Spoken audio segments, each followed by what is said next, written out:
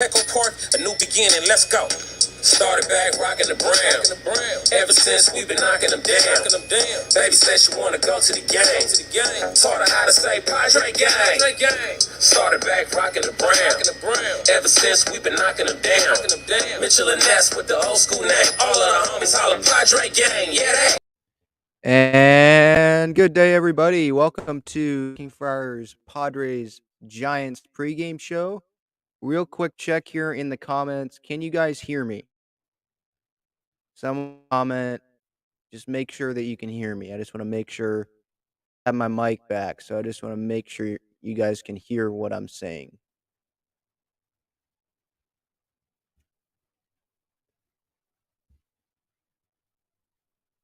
Anyone in the comment section? Anyone? If you can hear me, just say that you can hear me in the comments. Yes? Perfect. All right. Perfect. All right. So again, this is the Talking Friars Padres Giants pregame show for May 22nd, 2022. Hopefully there's no echo. Hopefully that the volume, everything's good. Padres Giants kick off the series finale today, 1:05 p.m. Pacific time. We got Mackenzie Gore on the mound for the Padres. And then for the Giants, it's Alex Wood. Mackenzie Gore with the 2.17 ERA and Alex Wood with the 3.93 ERA. Padres obviously with the win yesterday. Really good win, overall in terms of, scratching out the win, right? There were some times during that game where it didn't feel like they were going to definitely get the win, right? We saw that with it was Luis Garcia, right? He came in and or no, it was Suarez. Yeah, Suarez. Sorry, I was confusing that with the day before. But Suarez came in, uh, and then he gave up that home run to Wilmer Flores, and Manny Machado made that play before, which ended up coming up huge because if he didn't make that play, then the game would have been tied. Right after Flores hit that home run, it would have been tied at 2, and instead, Manny makes the play, and the Padres end up winning that game by that run. And so they're going for the sweep today, again with Mackenzie Gore on the mound. Remember last time with Gore, they skipped his last start this past week against the Phillies. Pitched out of the bullpen, went, I think, 3 shutout innings. Was really, really good there. And Chris Matt is available. Let's see, he hasn't pitched since the first game of the series when he went 24 pitches on the 20th. So he's available. So you could see him as an option. I think definitely Craig Stammen would be an option after Gore because he has not pitched since the 18th when he went 6 pitches. I think to fill in before Nick Martinez threw in that Phillies game. So they definitely have a good amount of guys available today. Taylor Rogers probably would be available today, only threw 13 pitches yesterday. So he'll be able to go back-to-back days. Garcia's had a day off. Hill definitely is available, only 4 pitches a couple days ago. And then Stammen obviously is available. And I think Chris Matt would be as well. And with Gore missing his last start, it kind of feels like 5 innings, somewhere around there is what probably the Padres' target is. I know they probably have like a pitch count in mind, and they're going to view it with him. They're going to go inning by inning with him and see how he feels Bluetooth and disconnected. what they look, right? Or how he looks, how his pitches look. But I'm expecting him to go 5 innings. I mean, maybe 6, but I think that might be pushing it.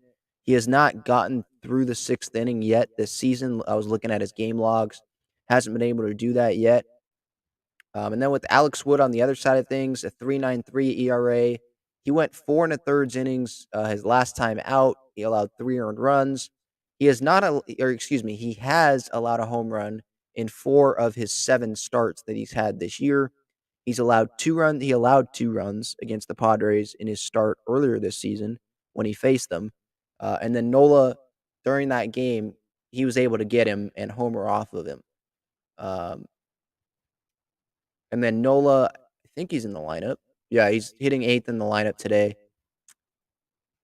So before we get to the bullpen chart, before we get to the lineups, hope everyone's doing well. Justin asked, do you think we should trade Cronenworth for a great bullpen arm? No. No, no, no. Not happening. Cronenworth's the second baseman. He can play first. I still believe in him. Yeah, is he getting off to the start that we wanted him to? No, but he had a great year last year. Is that going to continue and have a really, really great year again this year? He has the potential to, but it's not going to be as great because he was pretty much great the entire year last year. That's not what we've seen so far, but had the home run the other day to right field. Um, Look, he's still good in the field, right? And you can always carry that, right? You're not doing great offensively. You can always carry your good defense onto the field, right? Don't carry the bad at bats onto the field, but you can carry that good glove onto the field, and that's what we're seeing so far for Jake. And I think he's having better at bats, better swings. I think he started off with that early season slump, right? We saw that with Tatis last year. At the beginning of last year, that's what Tatis did. Not really anyone talked about it at the end of the season because guess what? He ended up having an MVP caliber season. He hit 42 bombs and really exemplified the term MVP, right? Valuable. Going into the outfield because he knew that the team needed his bat in the lineup. He didn't want to play outfield, but he went there because of all the shoulder subluxations and then came back to shortstop and then still played well. So he really exemplified the valuable in that. And I think Cronenworth, even though he's not off the hottest offensive start, he can still be valuable and is valuable to this team because of his defense. Steve says that Lynn says the Padres are considering a trade for Snell or Darvish. I would trade Snell. What about you? Of the two, I would trade Snell, but I think it's too early. It's too early um, to just go trade Snell. We saw last year it felt like we had pitching depth, but then what happened? Injuries. We had Jake Arrieta and Vince Velasquez pitching at the end of the year, right? So that pitching depth can go right down the toilet real fast. So I think it's too early to trade Snell, and I think it's too early to give up on Snell as well, right? It is his first start. I wasn't as encouraged as probably I wanted to be after his first start because he did not pitch well for the majority of the start. That's just the facts. I saw a lot of what I saw last year with the inconsistency. Not even, it wasn't the nibbling, it was just not being able to find the strike zone consistently enough. That's what I saw. Um, but with that said, I've seen how he pitched against the Dodgers in 2020. I saw how he pitched last year at the end of last season before getting hurt. Like, I think that this guy definitely can help this team and really be a big impact to this team um, during the season, at some point during the season. You hope that it's earlier than later in terms of like him getting back to that form. You obviously hope that he can continue doing that the entire year, get back to that form, and then pitch really well for the entire year. But you can't really hold your hopes up to that. But to answer your question, no, I think that um, it's too early to trade Snell right now. I'll get to the rest of your comments in a little bit. Let's get to the bullpen usage chart for today. By the way, I did see a comment in there about Lauren Shahadi. That interview is out for anyone that's tuning in here new. Episode, what is that, 167. Talked with MLB Network and TBS's Lauren Shahadi. Probably my favorite interview. Her and Mad Dog, probably. Those, and then Stephen Woods. Those are, don't get mad at me, John and Jim, but those were my favorite, probably, interviews that I've done so far. Matty V was cool, but it was kind of hard hearing him because he wasn't on uh, camera like Lauren was. It was on a phone call. But yeah, that is available. Talked about Chris Matt, Manny's MVP chances. a lot of stuff. So I encourage you to go watch that on this YouTube channel or listen to that interview on the podcast. That you can all find the podcast links in the description, and just go into this YouTube channel when this pregame show's over and go to videos or episodes, and you'll be able to find the Shahadi interview and all the interviews that I've done. I've had Heath Bell on last week, or yeah, last week, and since today's Sunday. A lot of other guys in the past. All right, for the bullpen situation, I kind of talked about it earlier. Rogers is probably available. Garcia, Hill for matchups. Chris Matt. I think Stammen is probably would a sure bet to pitch today because he hasn't pitched in a while, and he threw 6 pitches on the 18th. So he definitely seems like a good candidate to pitch today. Um, Probably after Gore, to be honest, because Gore probably like 5 innings, somewhere around that. And then you have Stammen come in, whether that's to finish it or maybe you have Tim Hill finish it with some matchups. Um, but then State come in maybe for a couple innings, and then you hand it off to uh, Garcia and then Rogers if they're winning, obviously. That would probably be my game plan. And then for the lineups, Padres lineups out. See if the Giants lineups out. No. All right.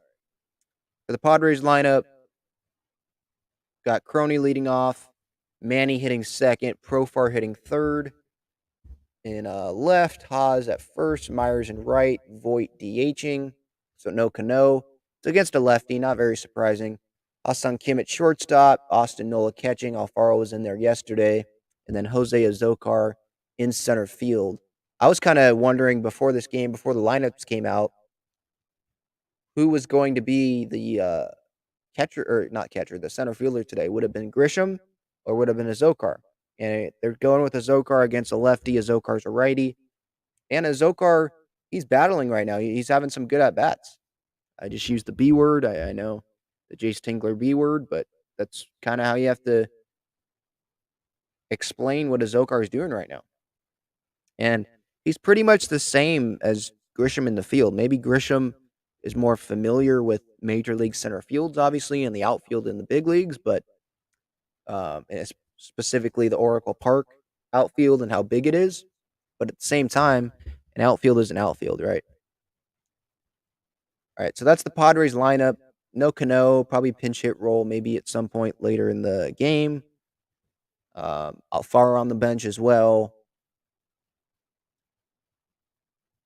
Profar's back in there in left field a couple days after those fans threw beers and stuff at him. All right, so that's the lineup. What to watch for is for today. Chris Matt or Stammen after Gore, I would look for that. One of those guys probably will go after Gore, depending on, I guess, how long he pitches, right? What else? Just trying to look at the matchups here. Any good numbers so far? Nola, well, it's only 3 at bats, but he's hitting 333 off Alex Wood.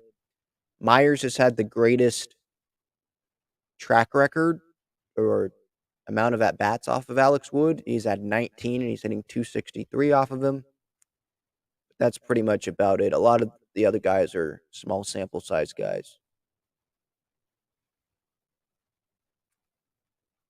My Padre pick yesterday was Manny. He went 1 for 5 with a home run. So that's back-to-back days, back-to-back games where I picked the Padre pick. 1, it was correct.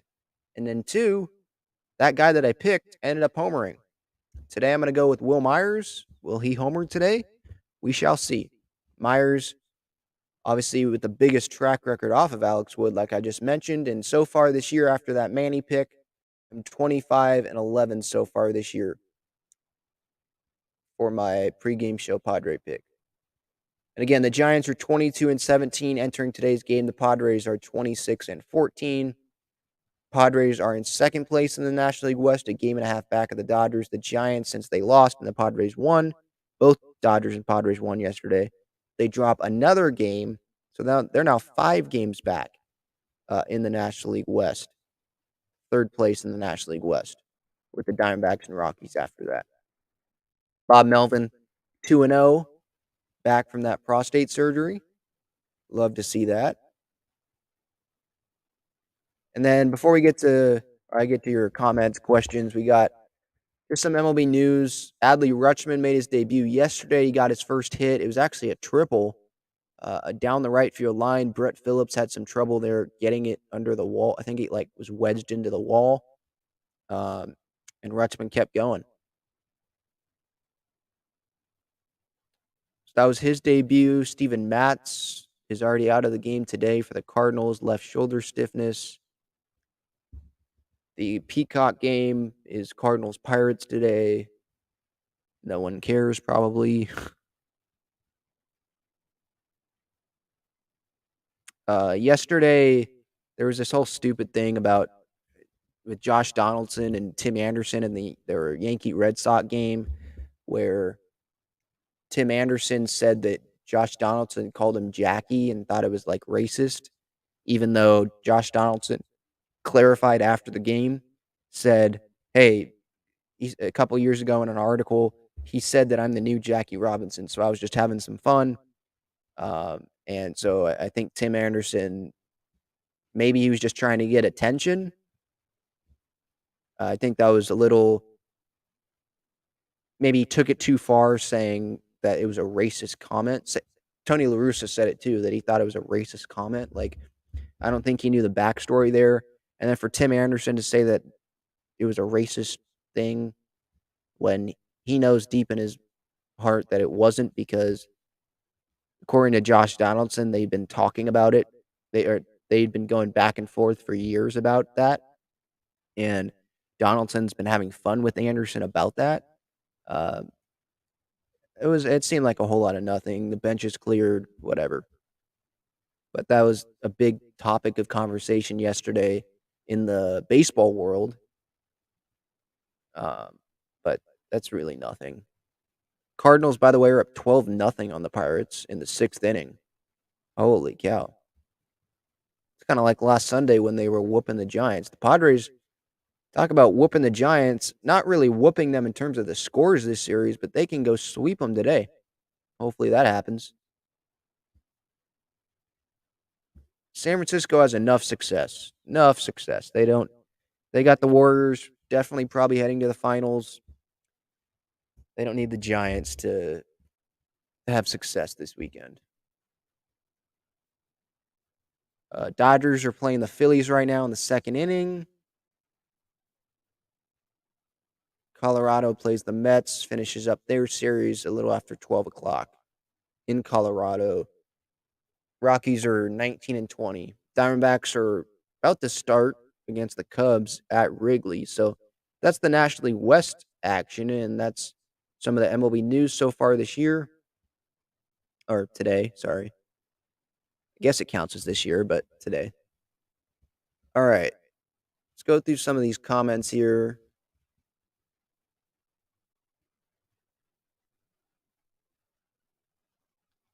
Steve says, Gersh's batting stance seems horrible to me. He gets in this awkward crouch as the pitcher releases the ball.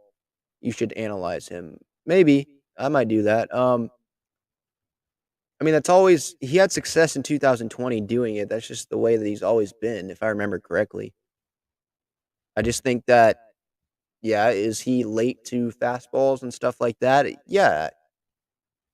Is he lost at sometimes at the plate? It kind of feels like that. But yeah, I might go deeper into that.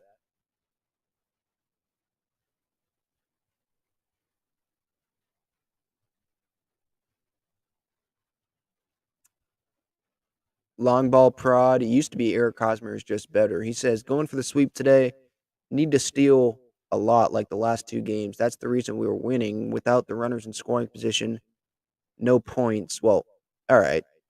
Come on. No baseball, dude. It's not points, it's runs. No runs. I'll fix that for you. No runs. When we have aggressive base running, we score runs. He said points. It's not points, it's runs. I understand your point about the aggressiveness. But again, like I mentioned, when was this? I think it was a couple pregame shows ago, or maybe it was yesterday. Just about their aggressiveness. Like, yeah, I like when they're aggressive, obviously, but there's been some times this year where they've been maybe too aggressive.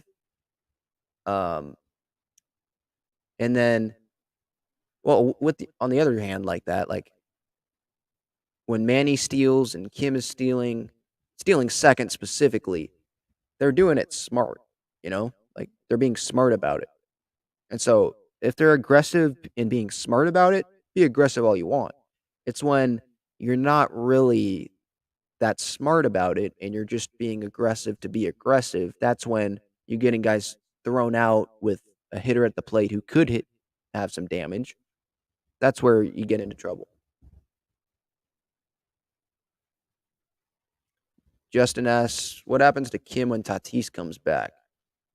Well, I think it depends on what Eric Hosmer does because I think Cronenworth's a starter. So if Hosmer continues to play well, I guess maybe it depends on what Voit, Cano, and Hosmer do. If Voit and Cano struggle, then they can put Haas as a DH and put Cronenworth at first and put Kim at second if Kim continues to do well. Um, Tatis, he'll DH some because I don't think it would be smart for the Padres to put Tatis out there every day coming off an injury. Maybe lessen the chance that he, dives, right? Maybe does some plays that aren't the smartest out on the field defensively, right? But again, that's just who he is, right? You're not going to change who Fernando is. That's not. It's just frustrating. It's not really frustrating when he hurt himself on the field because he's trying. He's trying to do his job. It's when a motorcycle accident or when he fell earlier this year playing soccer, right? Hurt anything, but it's like be a little smarter, you know? We're giving you $340 million. The fans are paying season tickets to help pay your contract. They're here to watch you play. A lot of these jerseys have Tatis Jr. on the back of them. Be a little smarter about it, right? I mean, the Padres, if Tatis is on the team, their chances of winning the World Series go up greatly. And then you add that, like Lauren Shahadi told me a couple days ago on episode 167, when I talked to her, is the pitching, right? You compliment Tatis coming back and all that, and then the pitching staff with Darvish and Musgrove pitching the way he is. And this rotation, that makes the Padres really, really dangerous come September, October. But obviously, if Tatis is healthy, that's a big part of it.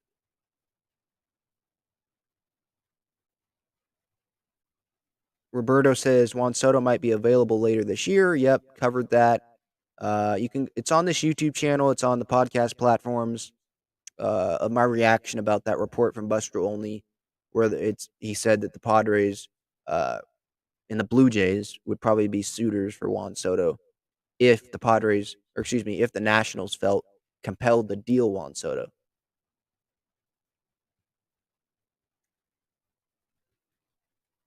Gil, I definitely disagree at this point. You say Darvish's trade value isn't going to get any higher. I'd trade him. Not worried one bit about us needing starting pitchers down the stretch. Padres pitchers are in good hands, unlike last year. How do you get there in good hands? Like, in a couple weeks, they could not be in good hands, right?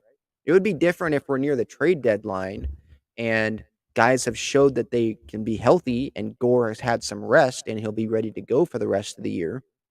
Um, and Baez is back and Marhone's back and Pomerantz is back and Martinez is doing well still in the bullpen. That might be a different story.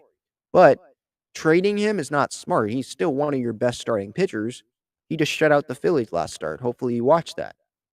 You know, um, I think it's too early with any of these starting pitchers to say let's trade him.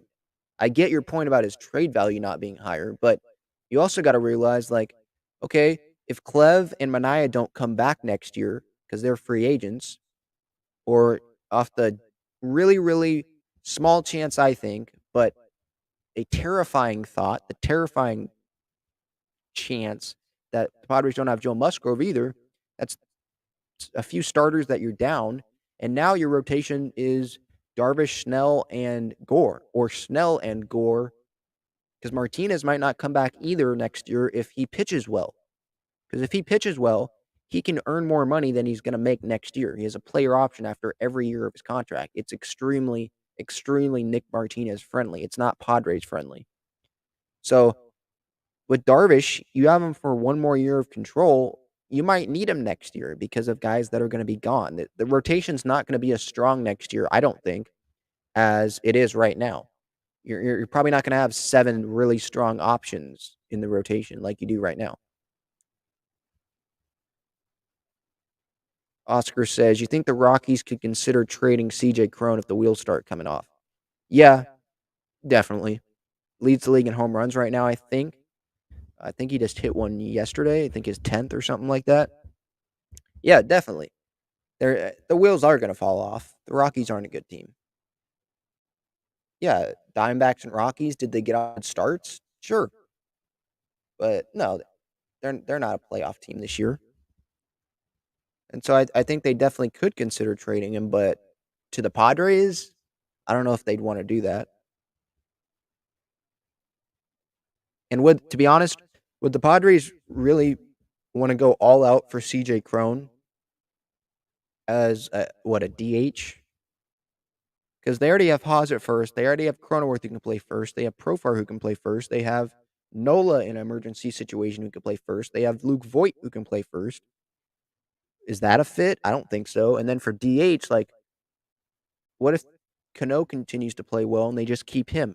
They have Voigt still. I know Voigt's not playing great, but he's an option. They have Hosmer as an option as the DH if Kim continues to play well. And when Fernando comes back, you have Tatis at short, Kim at second, Cronenworth at first, Hosmer at DH. So I don't know if he's the best fit, though, for the Padres. Long Ball Prod says, "Is anyone here going to the Machado bobblehead game?" Yep, I am. On Tuesday, I am.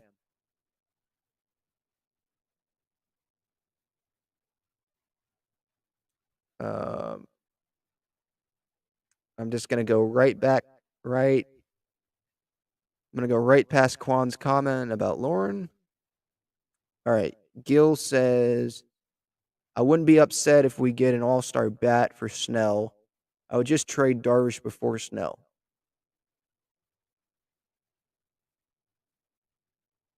Uh, why would you trade Darvish before Snell? I'm more confident in Darvish helping the Padres than in Snell helping the Padres. I understand you could say that, okay, well, Ben, Darvish has more trade value than Snell. Well, are you confident in Blake Snell pitching in a playoff game and going 6 strong innings? Because I'm not right now. I think that's a question you got to ask yourself.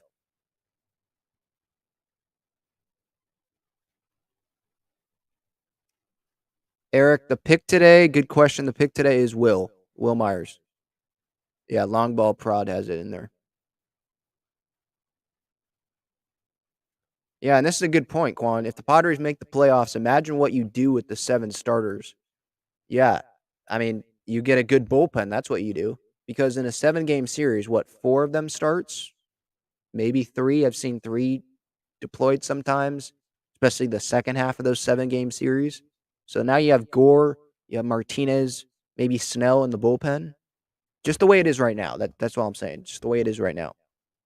Then with Ravens' comment about a 6-man rotation, I think that's kind of what they're doing with them pitching Gore today. They give Clev another day of rest. He'll go tomorrow. So I think it's smart to do a 6-man because you allow Gore to start and then you give some guys an extra day of rest. But long term, I think they're still going to resort to that 5-man rotation. One, because the second half of that piggyback worked well in Philadelphia, so they should probably continue to try experimenting with that to see if it can work long term. And then totally forgot what I was going to say. But oh yeah, long term with the 5-man rotation, I think that's best because you want Musgrove pitching as often as possible. You want Darvish pitching as often as possible, right? Same with Mania, right? A lot of guys that can have quality starts. So you want those guys pitching as often as you can, right? So that's probably what they're thinking is long term, if they're gonna, have that 5-man, that's probably what they're thinking. Tupac 13, I agree. Yep, smash that like button. Hope you guys, any new people in the chat or watching, I hope you can hit that subscribe button. There's people in here that want to use those super chats. I don't do it for the money, but just in terms of hitting that subscribe button, you get daily Padres content, especially if you turn on those post notifications, the notification bell when you subscribe, and you put all notifications. You get notified when I put out videos, daily Padres content, clips from interviews. I put a bunch of clips up from the Lauren Shahadi interview. Um, a lot of clips, breakdowns that I do sometimes. There's sometimes like Bob Millman got ejected earlier this year, and I did a breakdown on that with some lip reading in there. So some really good stuff, in my opinion, that's on this YouTube channel for you. Daily Padres content. All right, I think this is gonna do it. Again, Padres Giants 105 today. Padres going for the sweep. Mackenzie Gore on the mound against Alex Wood, with Clev going tomorrow for that Milwaukee series. If they can sweep, they'd have a 7-2 road trip, right? So I think they'd be 6-3 if they lost today. So either way, it's going to be a good road trip. So, all right. That'll do it. Enjoy the game, everyone. 105 Padres Giants, and I'll see you later.